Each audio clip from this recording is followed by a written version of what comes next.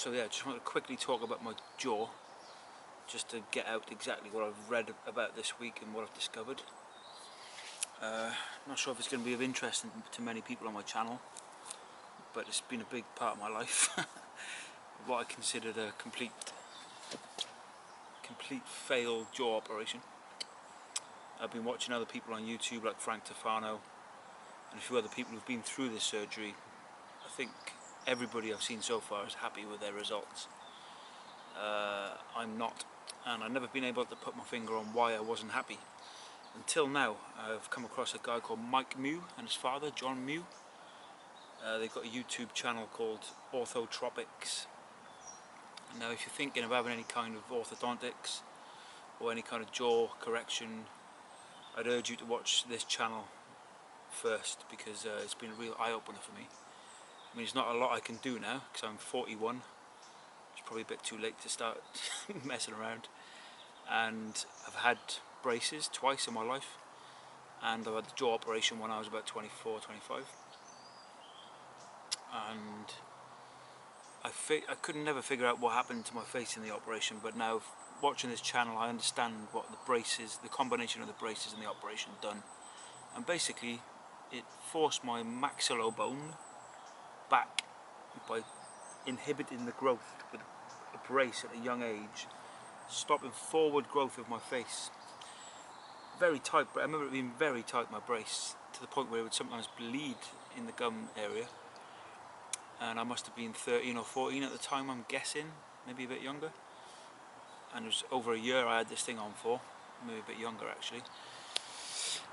And it forced this bone flat, I believe, stopped it growing. Anyway, all the force I had on my teeth to straighten my teeth kind of worked. The brace came off, I had very straight teeth. But my bottom jaw carried on growing into my late teens and seemed to protrude, and I ended up with an underbite which seemed to worsen into my early 20s. So I got another brace and went for an operation.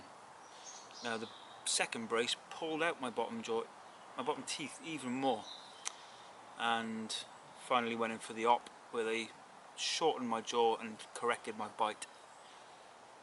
And my bite is fairly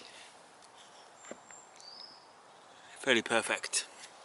Not as white as it used to be, mind you. Okay, so my teeth meet perfectly now. For many years they didn't meet.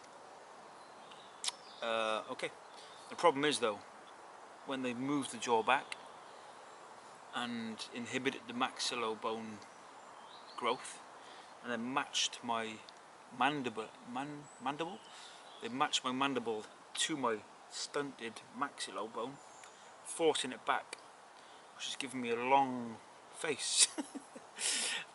Which I can't do fuck all about, but my face is supposed to be coming much more forward, and a weak maxillobone also causes droopy eyes, because there's no bone to support your eyes, which I've got very droopy eyes here, and thin face. So yeah, my thin face, my droopy eyes, it's all caused by orthodontics, and it's really unnatural, and I'm not sure. I mean, the reason I got the brace in the beginning was because my teeth were all crowded, and according to the Orthodontics channel, John Mew, he says that this is through incorrect breathing. And I know Weston A. Price put it down to malnutrition, but Mike Mew and John Mew sort of dispute this, saying that nutrition isn't really a factor. It's actually how we hold our tongue mainly, and our facial posture, and even our body posture.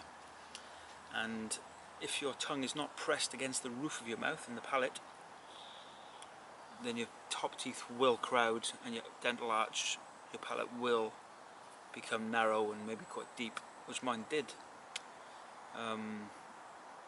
My tongue must have been on the bottom of my mouth, and you are then what is known as a mouth breather, which I think I must have been in my younger days to cause these problems in the beginning. But I would definitely say now, through living through all this, that orthodontics is not the answer. Because they encourage some very unnatural growth, especially in young children, and encourage long faces. And yes, so my bottom jaw, which used to be quite protruding, has been pushed back to match my maxillar bone. And what happens as well, which John Mew explained, is once you have an operation to pull back your bottom jaw, and I've got quite a steep angle on my jaw now, what happens is where that's been pushed back, it's pushed into my neck and can inhibit breathing. So in order to open up the airways in your neck, your throat, you just raise your head, which gives you a normal jaw angle. But the problem with this, I think I've done it because I've noticed since my op I've had rounded shoulders and a bit of a hunchback. So yeah, all these problems from a simple fucking brace, basically. It's all been caused by the first initial brace. When all I needed to do at a young age was be taught how to breathe properly and how to hold my face and my tongue and my fuck those. Anyway, it's too late now. This is my face, and yeah, I always bring my jaw up to where my jaw used to be, which pushes my head back and gives me a hunchback. And really I should be like that, but I can feel my chin pushing into my neck, which it never used to, because it used to come up and forward. So yeah, I've got a, what do you call it, it's got a name, basically a backward swinging mandible. Anyway, so yeah, there's a lot of information. I've just found out about all this. For many years I thought I was crazy because I hated the results of my jaw operation. Now I can understand what happened. I always felt my face was pushed back and droopy, and my cheeks kind of dropped. This is exactly what happened, and this is what orthodontics sort of encourages, this sort of flat face and this kind of long face. So yeah, if you know anyone, or if your children are thinking of having braces, I'd urge you just to get onto the Orthodontics channel and check out a few videos and just get an idea of what can be done, especially for children. It's a bit more difficult for adults, although they say they do get some results.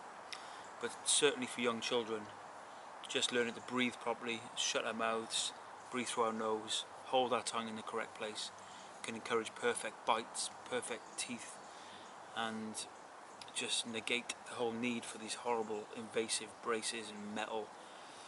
That's the other thing. After my operation, when they clip the jaw back together, they put plates in to join back the shorter jaw. Now these plates are made of titanium, I was told.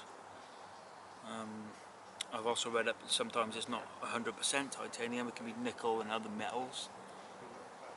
And I'm just scared now that these things in my face may have some kind of toxicity on my body.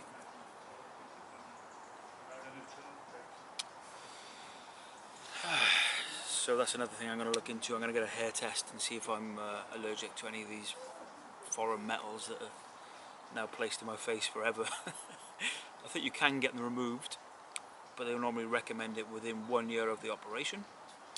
Otherwise the bone tends to grow over the metal. For me it's been about 15 years. So this is me, this is my face forever.